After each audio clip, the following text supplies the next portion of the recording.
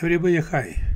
Did you know that there are now around 45 cell and gene therapies approved by the US Food and Drug Administration, FDA? Just a few years ago, these treatments seemed like science fiction. Now they're saving lives. Cells and gene therapies are part of cutting-edge field of medicine known as regenerative medicine. They work in ways that differ from traditional drug and surgery. Gene therapy involves altering the genetic material inside a person's cells to correct or replace a faulty gene. In many cases, this means fixing the root cause of disease rather than simply managing its symptoms. Cell therapy often uses healthy cells, sometimes from the patient, sometimes from a donor, that are modified or grown in a lab and then introduced into the body to repair or replace damaged tissues or cells.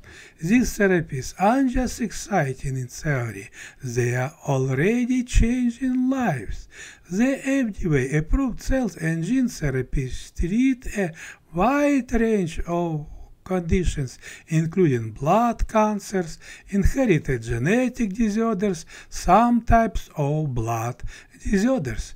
This number is expected to increase rapidly in the coming years as more research yields new treatments. Experts predict that by 2030, hundreds of thousands of patients per year may be treated with cell and gene therapies. Major pharmaceutical companies and research institutions are investing heavily in this area. Even if you or your loved ones don't need one of these therapies today, this revolution in medicine affects us all. It signals a shift from treating symptoms to potentially curing diseases at the source, something that has never been possible on this scale before. In the coming years, we may see the development of cells and gene therapies for diabetes, heart disease, Alzheimer's, and other conditions. The future of medicine is not just about pills, it's about cells, genes, and hope. These therapies are often costly, sometimes more than $1 million per patient.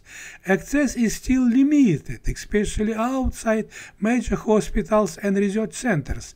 Long-term effects are still being studied, since many of these treatments are very new. The hope is that as science advances and production become more efficient, costs will come down and access will expand.